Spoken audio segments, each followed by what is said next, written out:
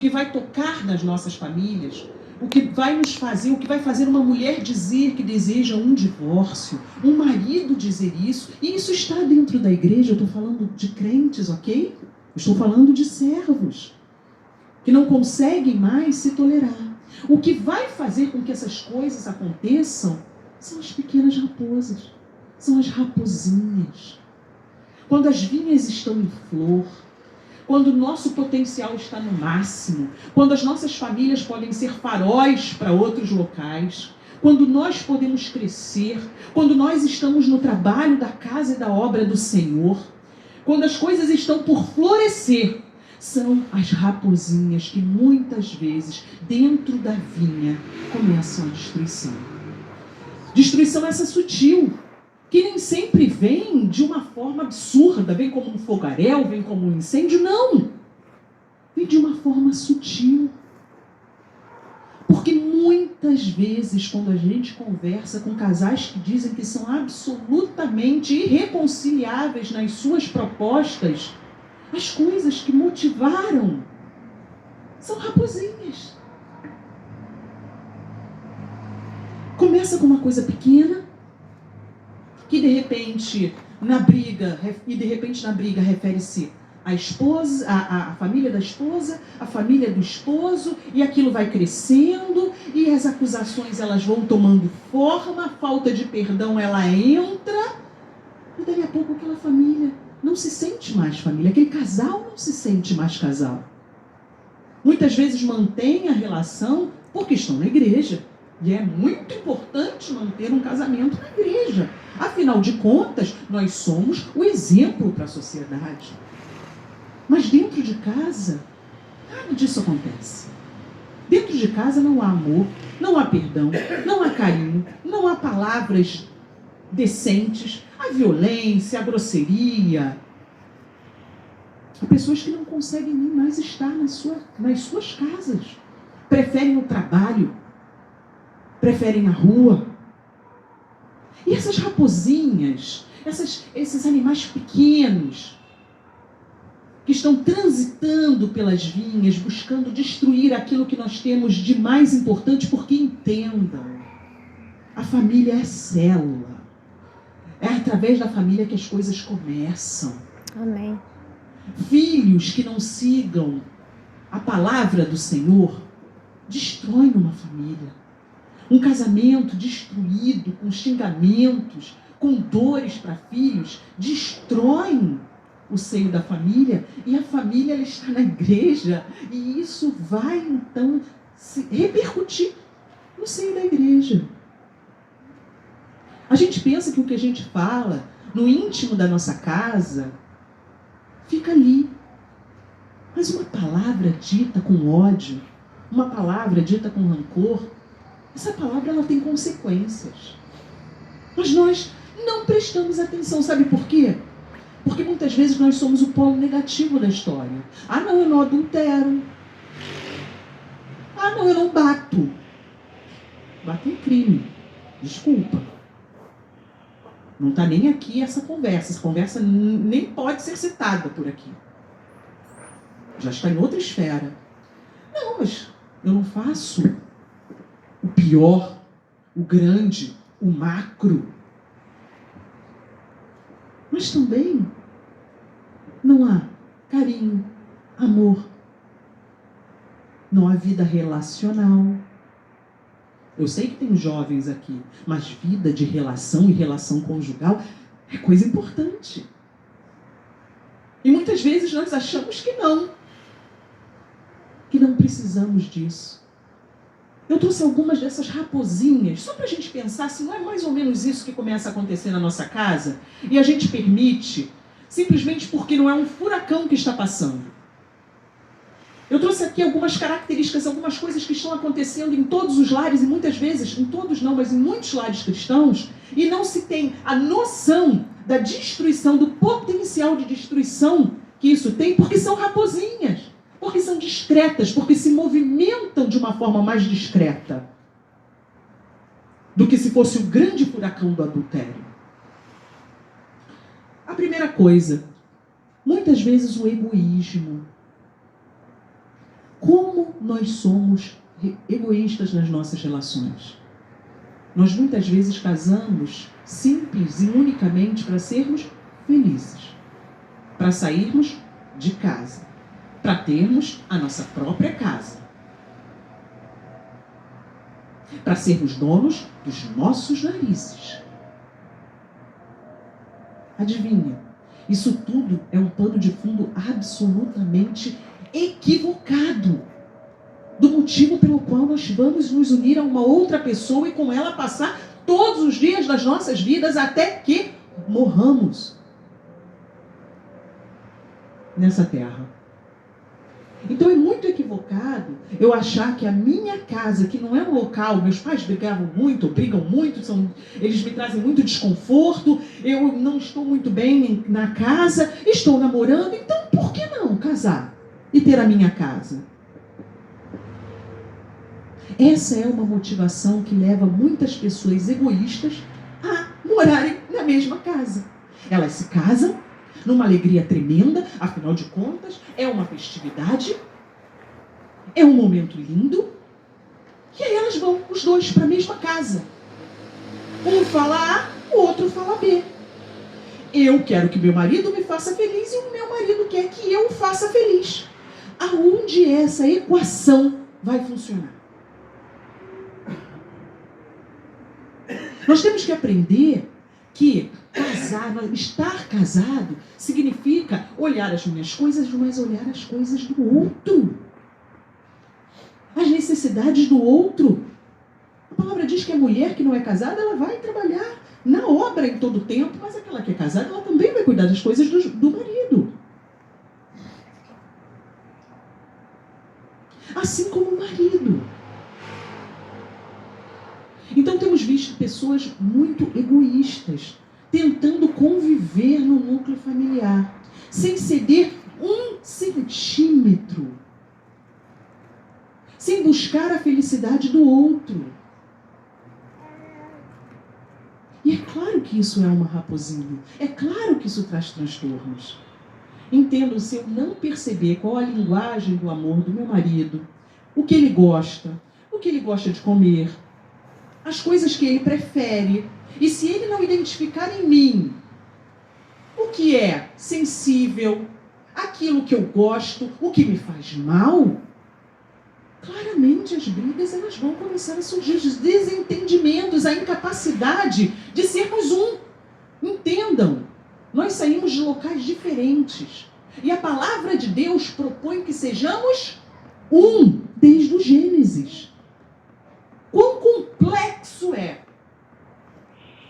que as pessoas se tornem um, quando são absolutamente, às vezes, díspares, vieram de criações diferentes.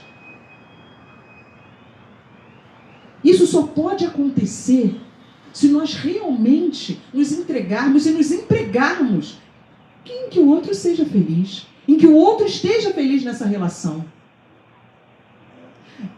Eu busco fazer o Livaldo feliz, o Livaldo busca me fazer feliz. Dificilmente os dois ali não conseguirão essa felicidade. Vocês entendem? Porque não sou eu a única que vou fazer por ele. Eu abro mão de algumas coisas, eu abro mão de determinados egoísmos, eu entendo que eu não sou mais uma mulher solteira e que às vezes alguns hábitos e hobbies muito egoístas, eles podem até ter um tempo, um horário, mas eu preciso estar a 2 ali, 2 em 1, como diz o MMI. Eu preciso estar ali, presente. Seja para ver um filme, seja para conversar, seja para namorar. E se ele pensa assim como eu, que também precisa estar presente e abrir mão de algumas coisas que para ele eram extremamente caras, mas que agora ele consegue ficar ou trocar por um tempo comigo, que maravilha. O egoísmo, gente, na sociedade atual, acho que em todas as sociedades, né, a gente vê o egoísmo ele se firmando. Mas em épocas em que nós temos tudo à mão, num aparelho celular, onde esperar incomoda, onde fila de banco incomoda. Já nem existe mais fila de banco, né? Tudo pelo app. A vida no app. A nossa tendência é querermos tudo rápido, de forma urgente, de forma para ontem. Não queremos esperar. Se compramos online, já queremos saber qual é que eu vou acompanhar, vou rastrear a entrega. Porque eu quero para ontem, o negócio que eu comprei hoje. Essa semana teve uma experiência incrível lá em casa. Uma árvore caiu em cima da nossa casa. Fiquei sem luz até 6h15 da tarde, 6 horas da tarde de hoje. E a árvore caiu na quarta-feira. Levou poste, levou tudo. Acabou a luz. Nós ficamos no escuro.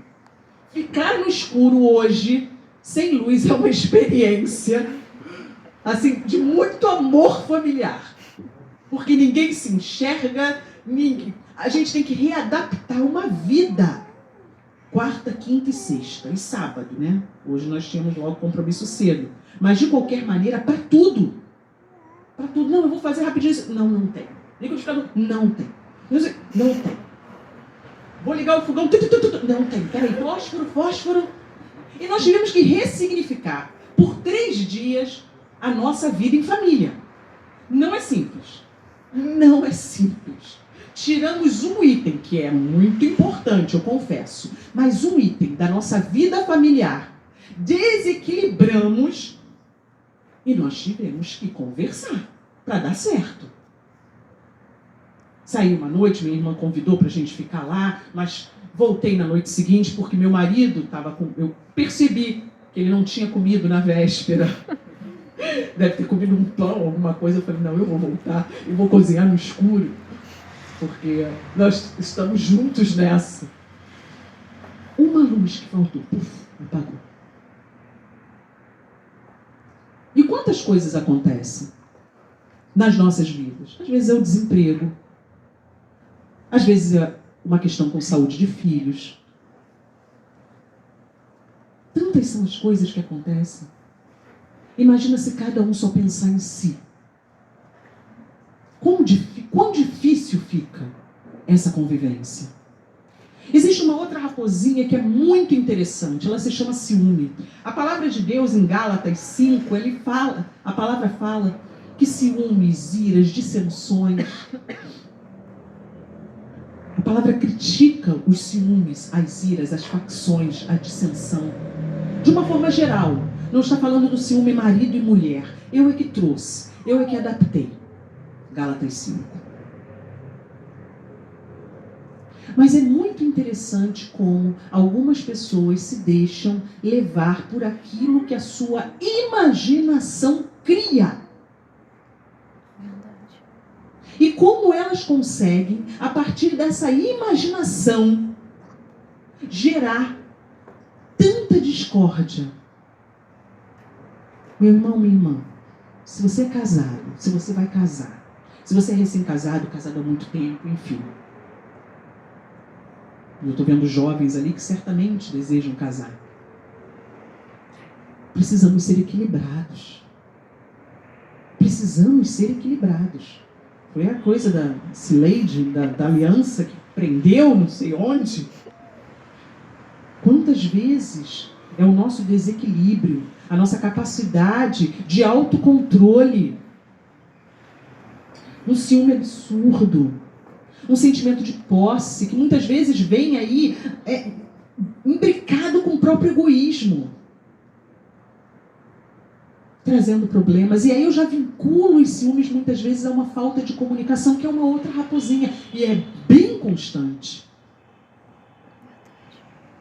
Perdemos a capacidade de nos comunicar. Nos comunicamos hoje com o mundo inteiro pelas redes sociais. Sabemos em segundos o que está acontecendo agora em Hong Kong. Eu só abri e falo, por favor, entra alguém aí para ver se aconteceu alguma coisa em Hong Kong. Como é que está o tempo lá? A gente consegue ver agora. Mas não conseguimos nos comunicar dentro dos nossos próprios lares. Nem com os filhos, nem com o marido, nem com a esposa. Começamos a conversar e o que vem? Você não entende. Não adianta falar. Falar com você é perda de tempo. É ou não é? É por isso que eu não quero conversar. Muitas vezes, isso é uma capacidade muito mais masculina do que feminina. Não. Não quero conversar, vou pro meu futebol, vou fazer outra coisa. As mulheres, em geral, gostam de sentar para discutir a relação, mas às vezes se perdem nessa discussão da relação também. Queridos, entendam uma coisa, na nossa comunicação, sobretudo quando nós temos que ajustar algumas coisas, e eu tenho aprendido isso nos meus 22 anos de casado. A gente tem que tirar parentes, amigos, a gente tem que focar naquilo que é o assunto, o tema. Porque 90% das vezes nós nos deixamos levar por outras coisas e ao final da briga nós nem sabemos o motivo que ensejou. Ninguém mais sabe o porquê, o início. Mas estavam brigando pelo que mesmo? Ah, não importa. Importa que chamou minha mãe de feia. Se perdeu. Se perdeu. E a coisa às vezes era extremamente simples. Um pedido de perdão, não, eu vou tentar melhorar isso. Sabe? A humildade de dizer, não, realmente, isso aqui eu posso melhorar. E aí vem de novo o abrir mão, que o egoísta muitas vezes não consegue. Olha a gente voltando para as mesmas raposas. A nossa casa, o nosso lar, ele deve ser lugar de paz. Ele deve ser farol. Quando alguém olha para a casa de um servo de Deus, ele tem expectativas. E nós não somos boas famílias ou melhores famílias simplesmente porque o outro tem expectativas a nosso respeito. Se bem que é bem verdade que nós somos vistos. Mas nós somos porque o Senhor, nós sabemos que o Senhor criou homem e mulher. Homem e mulher os criou. Amém. E a palavra do Senhor diz, deixará o homem a seu pai e sua mãe, se unirá a sua mulher, e serão os dois uma só carne. Nós temos essa palavra. Nós temos a palavra de Deus do desejo, com o desejo dele para as nossas vidas. É fácil? Não é. Não é.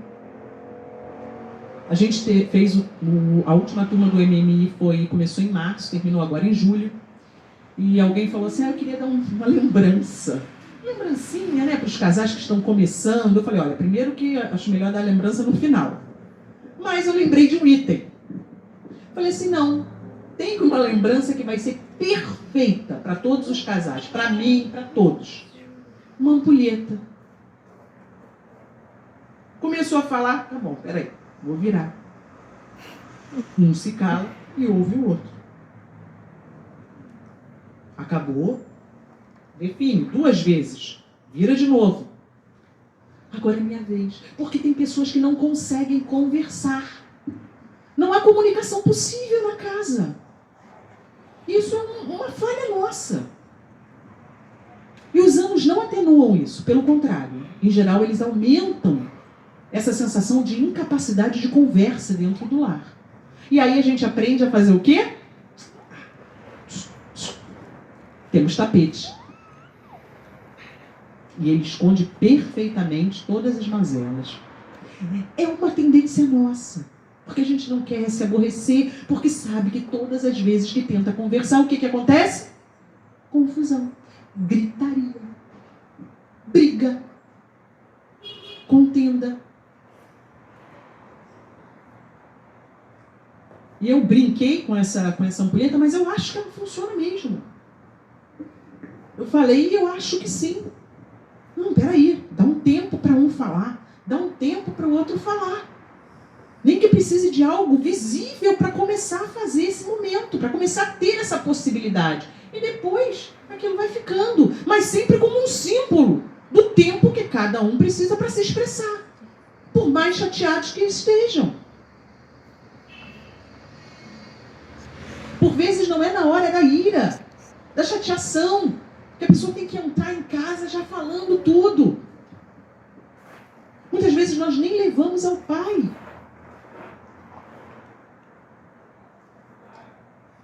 Entendam, muitas são as vezes que nós não estamos nos relacionando com Deus. Há lutas, há lutas. Às vezes a gente entra, né, no ministério de família e algumas coisas começam a ebulir para um lado e para o outro. Mas quem vai à nossa frente? Amém. Não é o nosso Deus? Ele não é general do exército? O Senhor Jesus não disse: deixo-vos a paz, a minha paz vos dou, não vou lá dou como o mundo a dá? O verdadeiro amor não lança fora todo medo? Como é que é isso? Como é que a gente lida com essas palavras de leveza, de bondade, de completude que Deus nos dá? A palavra de Deus não diz que o Espírito Santo, que nós temos o Espírito Santo do Pai, que o Senhor Jesus, quando foi assunto aos céus, Ele nos deixou o Consolador? Então, por que às vezes a gente diz assim: eu não levo desaforo? Você sabe muito bem que eu falo mesmo. De que a gente está falando exatamente? De quem a gente está falando? A gente está falando da carne, que está sempre militando contra o espírito. Alimenta um leão, ele cresce. Deixa ele com fome, ele morre. Então, muitas vezes a gente tem uma questão para resolver. Ela está ali, ela é palpável. Há uma necessidade. E nós ficamos na nossa mente o dia inteiro remoendo as nossas próprias razões. É ou não é?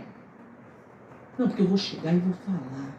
Porque fez isso, não sei o que lá. Porque pensa que... E a gente fica...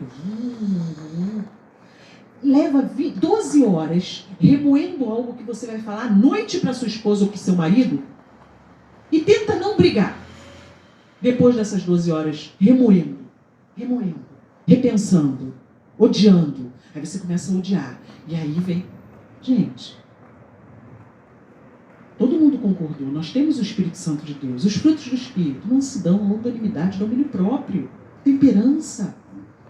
Não estou falando que nós somos santos. Nós não somos e nunca seremos. Assim, ser santos como eu sou santo. Mas nós estamos numa caminhada para o Senhor. Pecados nós teremos.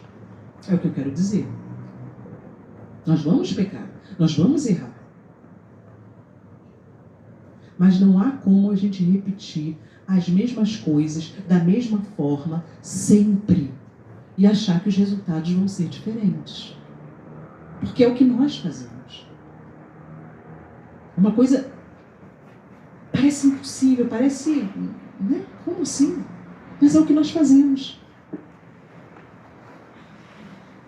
E repetimos durante 20, 30, 10, 20, 30, 40 anos as mesmas coisas. Por vezes temos sim que nos calar. Por vezes, orar. Aliás, a oração, para resolver todo e qualquer conflito dentro da casa, o Senhor tem que estar à nossa frente. Porque se cada um for falar de si, sem que o Espírito Santo traga uma unidade, um mesmo parecer, a gente vai brigar. Ou a gente vai deixar para lá. O que também não resolve. A gente vai odiar em silêncio. A gente vai se amargurar em silêncio. O que também não resolve. A gente às vezes ouve, né, pessoas que falam: eu passei tantos anos com aquele marido. É isso, para não falar um nome mais... Mas a gente, assim, a gente foi criar os filhos. A gente estava criando os filhos.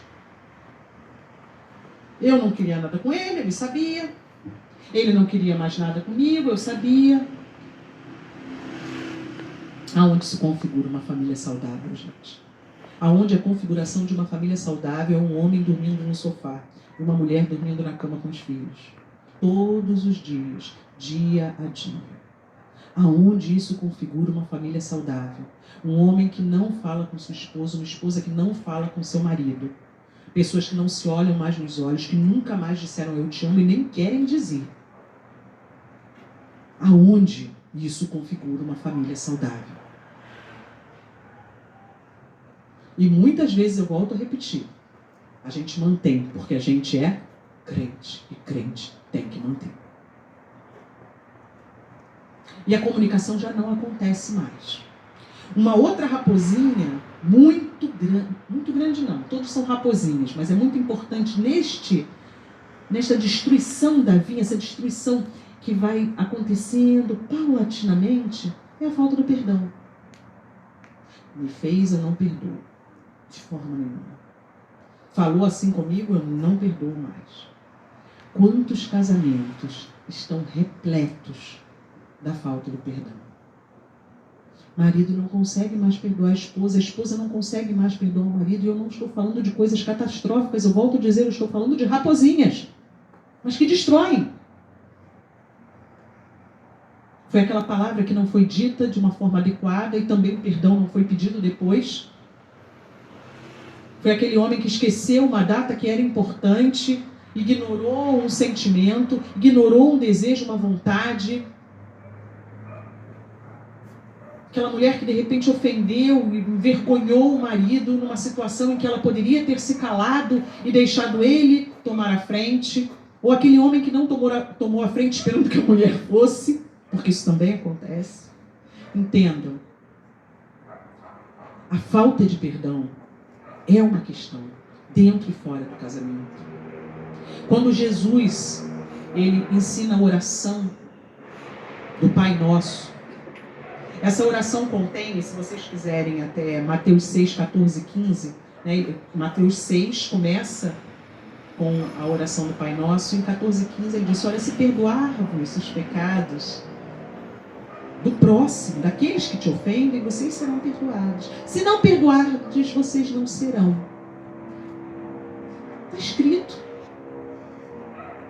O perdão é uma necessidade. E se é uma necessidade minha, para aquele que de repente bateu no carro e saiu falando um monte de palavrões para mim, quanto mais dentro da minha casa, para meus filhos, meu marido, quanto mais dele para mim. E quanto eu posso perdoar? 70 vezes 7. No casamento, isso é certo. Impossível não sermos magoados e impossível não magoarmos. Mas o perdão ele tem que existir. Porque, volto a repetir, em geral são coisas do dia a dia que nos marcam, que nos fazem mal. Não são as grandes ameaças, os grandes tufões, os grandes ciclones familiares. É o dia a dia. É a fala do outro. É o nervosismo, é uma palavra mal falada, de um jeito grosseiro, e eu sou muito sensível.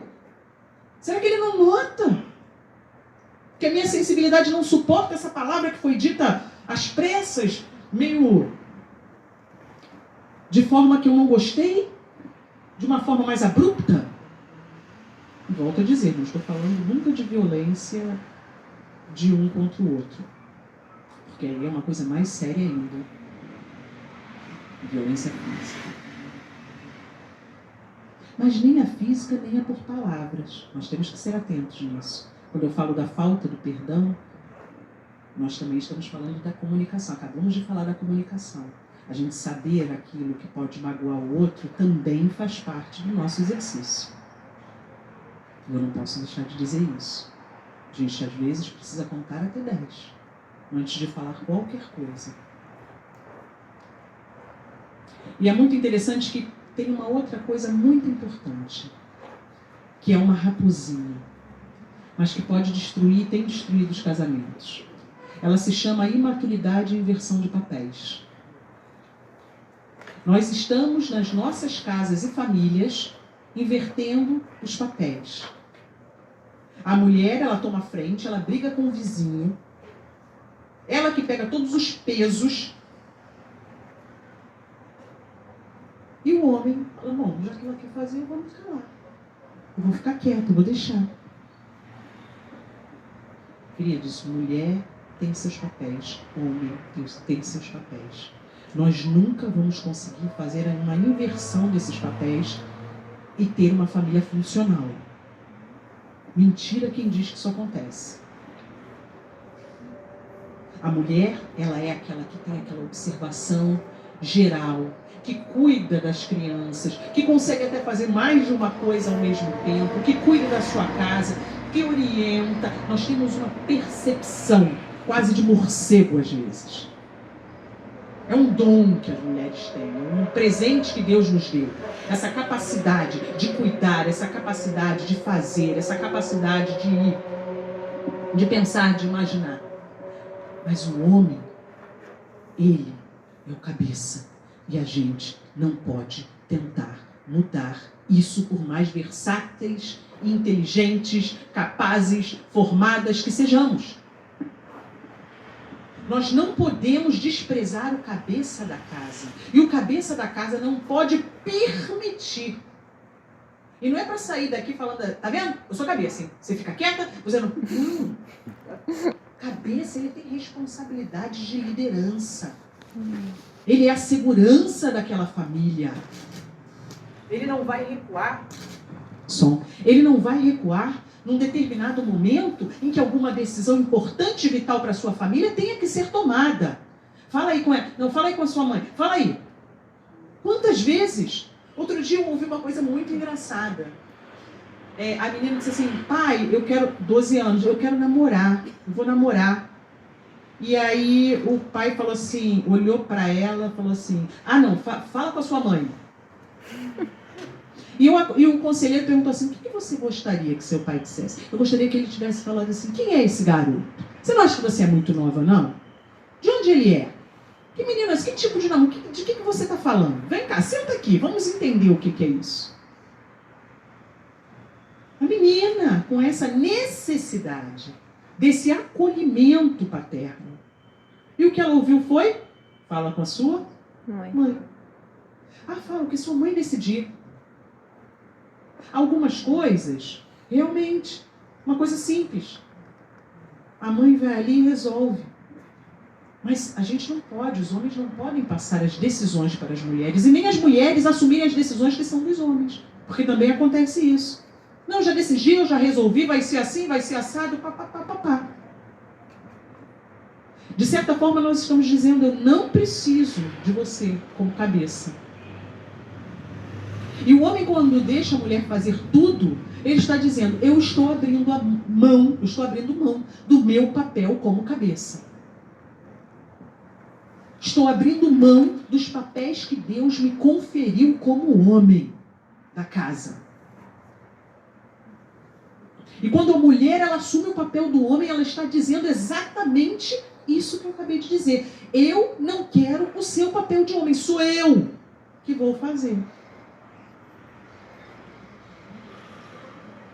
Gente, já basta esse país, pelo IBGE, ter mais de 50% das famílias chefiadas por mulheres. Porque os homens, eles não existem na casa. Foram embora. Já basta isso. Mulheres chefes das suas casas porque simplesmente não têm ao lado um homem, um marido. Então elas fazem tudo. E muitas vezes os filhos sem visão de pai, de paternidade. O que o mundo precisa hoje na família são pais também. Porque a mãe em geral ela fica. Mas o pai, ele precisa olhar para os seus filhos. E agora trazendo um pouquinho para a paternidade. Essa questão do papel do homem. A mãe, ela tem um papel. E o pai também. Os filhos, eles não são atribuição completa materna. Não. Ela decide, ela faz. Eu só banco aqui, o que precisa? Não. Se a menina volta da escola, ou o menino volta da escola, tem uma história que ela precisa contar para pai ou para mãe, ou para os dois. Mas muitas vezes nós nos refugiamos, sobretudo, eu entendo perfeitamente o cansaço. Eu também trabalho, eu também fico cansado. Mas muitas vezes a nossa sala de refeições, o nosso local de refeições não pode ser a sala da televisão, o local onde está a televisão. Onde todos juntos olhando para a mesma tela. Muitas vezes com programas que nem são adequados. Todo mundo pode até rir junto daquele programa que está ali passando. Mas as refeições em família, elas servem para isso. Para pai e mãe exercerem muitas vezes os seus papéis ali. E aí, como é que foi o seu dia? Como é que foi na escola? Quem foi aquela sua amiguinha que acabou de sair daqui? Como é que é isso? Então, pais, não percam a oportunidade de criarem os seus filhos, de entenderem os caminhos, as angústias, as dúvidas, porque se os pais não fizerem, e agora eu estendo as mãos, alguém vai fazer pelos nossos filhos. Se nós não abraçarmos os nossos filhos, alguém vai abraçá-los. Alguém vai ter ótimas ideias para eles. Alguém vai ter ótimas propostas para eles. Alguém vai querer ser melhor amigo, melhor amiga deles. Eu brinco lá em casa e falo, olha, a mamãe, ela não é amiguinha de vocês, eu sou mãe. Mas sou uma mãe amiga. Aí ela disse, mãe, ficou confuso isso. Eu falei, até pra mim é. Só quero que vocês saibam que eu não sou amiguinha. Quando eu tenho que falar mais duro, eu falo. E o pai também. Já ouviram aquela história, né? Você não é todo mundo? Ah, mas tá todo mundo fazendo. Você não é todo mundo. De vez em quando na nossa casa tem que existir isso sim. Você não é todo mundo. Ah, por que eu não posso? Senta aqui, vamos conversar. Você não pode. Primeiro por isso, segundo por isso, terceiro, quarto, quinto. Sentar com o adolescente, com o jovem, com a criança e o orientar. Há orientações que cabem ao pai e só ao pai. Há orientações que cabem à mãe. A forma como nós lidamos com os nossos filhos, ela é diferente quando o filho está com a mãe e quando o filho está com o pai. E a pior coisa que pode acontecer para uma criança é ele não saber, e aí ele passa a se utilizar disso, se é sim ou se é não, se pode ou não pode. E aí ele passa a se utilizar disso. Ele pergunta para um, não consegue, vai no outro, consegue, está liberado. Ou então vê os pais duelando entre o sim e o não na frente dele. Entendam. Criação de filhos, ela faz parte da grande maioria das famílias. Ela também é um exercício de doação, de humildade e de presença e de papéis. Criação de filhos, o filho ele precisa saber quem é o pai e quem é a mãe. O filho precisa saber do papel do pai dele e do papel da mãe. Amém. Ele precisa ter respeito pelo pai e respeito pela mãe. Então, mais uma coisa. A mulher costuma fazer um pouco mais isso. Se você diz assim, fala lá com aquele traste. Fala lá. Não vai decidir nada mesmo? Cuidado. Cuidado como você trata o seu marido na frente dos seus filhos. Resolve, inclusive, a sua questão matrimonial, mas nunca destrua a imagem do seu marido ou da sua esposa e dos seus filhos. Ele é bom pai? Ela é boa mãe? Então, não confunda as coisas. Porque a criança, ela percebe e ela vai crescer desprezando aquele homem como ela muitas vezes vê a mãe desprezando. E o menino vai crescer desrespeitando muitas vezes a mãe, como vê ela sendo desrespeitada pelo pai. Aí depois a gente não entende por que a sexualidade dos nossos jovens ela tem se mostrado tão confusa. Papéis invertidos, papéis errados, papéis confusos. E eu volto a dizer, não é fácil. Eu tenho 22 anos de casamento. Não é fácil. Às vezes a gente quer pegar o pescoço. Né? Quantas vezes? A gente não estou mais aguentando esse falar, não estou mais aguentando esse hábito, não estou mais... Queridos, faz parte, casamento nenhum é perfeito. Mas olha para quem está do teu lado. Essa pessoa está junto com você numa jornada. Sabe? E tem que ser para toda a vida mesmo, tem que ser para o que der e vier. Amém. A gente tem que ter essa ligação. A gente tem que ter esse acordo. A gente tem que acordar todo dia e querer estar casado. O mundo lá fora carregando as pessoas aos borbotões. E como nós respondemos? Como a nossa família responde? Eu já estou terminando, mas além dessa imaturidade, eu quero só, na imaturidade, mais uma coisa. Eu vou ser bem discreta. Eu sei que tem crianças, jovens aqui. Casal que não namora é amigo morando na mesma casa. Vocês entenderam? Uhum. Tá? É amigo morando na mesma casa. Vamos entender isso. Estou sendo bem honesta. Vamos entender isso. Nós temos que ter um tempo para o nosso namoro. Nós temos que ter um tempo de casal. Para o homem isso é muito mais fácil. Apesar de que tem que ter todo um... Né, tem que também ter o bom senso de que não é de qualquer maneira. Mas às vezes nós mulheres nos colocamos muito na retaguarda, né? As enxaquecas, as dores de cabeça, temos um período pré-menstrual que às vezes é dureza. Mas mulheres,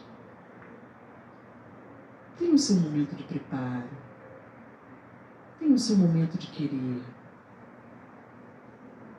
Não vamos deixar que nenhuma licenciosa, com roupas PPP, atrai o nosso marido. Tá certo? Porque é pesado o arsenal. O arsenal de algumas mulheres é pesadíssimo.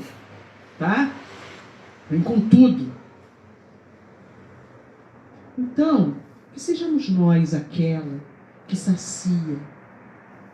Que sejamos nós aquela que ele tem o seu deleite, a sua alegria. E que nós nos alegremos e nos deleitemos. Amém. Para isso também nós casamos. Tá certo? Então assim, eu não sei como. Pede a Deus. Eu aprendi que a gente pode pedir tudo a Deus. Verdade. Pode falar com Ele de tudo. E mais um pouco. Fala com Ele. Estou com dificuldade nessa área. Pai, me ajuda. Sabe? Uma outra coisa. O orgulho. Para terminar, para a gente fechar. Vamos deixar o orgulho de lado.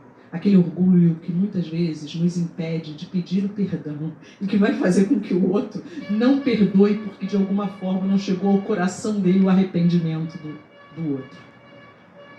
Casamento não é lugar para orgulho.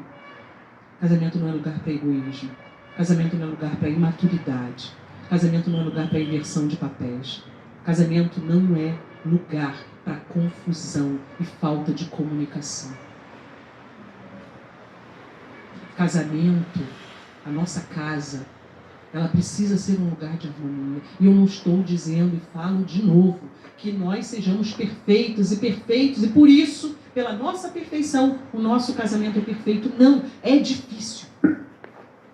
Requer de nós esforço muitas vezes. Esforço para mudar, esforço para entender, esforço para ter empatia e ver o outro com o pensamento dele, da forma como ele também foi criado. E conseguir perceber que aquilo não foi de propósito, eu é que penso de uma outra forma e tentar harmonizar. Há harmonia possível. E principalmente, para terminar, nós precisamos trazer Deus e manter Deus nos nossos casamentos. Amém. E eu costumo dizer o seguinte: se eu não tenho intimidade com Deus, dificilmente eu vou achar que eu vou casar e que a minha família vai ser aquela família que vai orar. Eu nem oro uma vez por semana, se tanto. Então estou no carro ou no ônibus, aí lembro, falo alguma coisa com Deus, dali a pouco já buzino. É essa a minha oração. Eu não posso imaginar sequer que a minha casa vai ser uma casa de oração. Que a minha família vai ser uma família de oração. Se eu não leio a palavra, se eu não leio a Bíblia, se eu não entendo, se eu não estudo, eu não posso imaginar que a minha família vá se reunir para ler a palavra. Por questões lógicas. Se eu não busco, se eu não leio, a tendência é que toda a família siga esse mesmo cortejo. E aí nós nos enfraquecemos. Porque eu volto a dizer, o Espírito Santo de Deus, os frutos do Espírito, se nós realmente tivermos todos esses frutos, muito do nosso dissabor, ele se esvai. Porque há mansidão, há o domínio próprio, há a temperança. Se, como Paulo disser, nós tivermos maturidade para entendermos que quando éramos meninos, fazíamos as coisas de meninos, mas que agora que somos adultos, essas coisas elas ficaram lá para trás, então nós vamos agir com maturidade. Cada um pegando para si aquilo que tem que pegar e caminhando. Então, de tudo, para que essas raposinhas elas não destruam a nossa vida, nós temos que orar ao Senhor da vida pelo nosso casamento. Amém. E vigiar. Sempre vigiar também. Nós temos que falar com o Pai individualmente como família acerca de tudo. Uma das coisas mais gostosas do mundo é quando a gente ora em família por alguma coisa, alguma meta, desejo, e depois a gente pode contar para os nossos filhos. Ou acontece, a gente diz, está vendo, olha aí o Senhor, e a gente ora junto agradecendo. Que coisa boa. Como é bom a gente orar por um propósito, às vezes meses, anos a fio. Como é bom a gente contar história de oração, de milagres na nossa vida para os nossos filhos. Antigamente, todo o conhecimento ele era oral, passava de pai para filho através da oralidade, da fala, da história contada. E hoje, muitas vezes, nós nem trazemos à memória o que nos dá esperança, quanto mais trazer para o nosso filho aquilo que aconteceu, aquilo que de bom aconteceu para as nossas gerações futuras saberem qual é o Deus que nós servimos. Amém. Quanto mais orarmos juntos. Essa semana eu parei um pouquinho para conversar com as meninas sobre o que Deus fez na minha vida. Eu sou filha de pais separados. E foi uma tormenta. Na minha vida, eu tenho uma irmã também andando nos caminhos do Senhor e um irmão que é missionário lá no Nordeste. E aí eu contei para as minhas filhas o que Deus fez comigo, com a minha irmã e com o meu irmão. Com pais que não eram cristãos. Em meio a tanta dor que a separação trouxe para a gente. E no final eu já estava chorando, e orando, e agradecendo, e foi uma coisa boa demais. E para elas com certeza serviu de edificação. Então a minha palavra para nós, famílias do Senhor, é que a gente realmente aprenda em Deus como acabar com as pequenas coisas que vão destruir ou acabam por destruir grande parte do nosso prazer de viver em família. Amém. Isso quando não destrói a própria família. Eu costumo brincar, o inimigo é astuto, ele não brinca. Ele é trabalhador pra caramba, ele faz o papel dele. Infelizmente, às vezes nós não fazemos o nosso. Porque o Senhor já nos garantiu a vitória. Não vamos deixar de ser perseguidos. Não vamos deixar de ser atacados. Mas o Senhor é o nosso general e Ele nunca perdeu uma batalha. Amém. Vamos tomar posse disso. Das bênçãos. Vamos aprender a falar com Deus, a ter um tempo com Deus. Vamos aprender a ler a palavra dEle.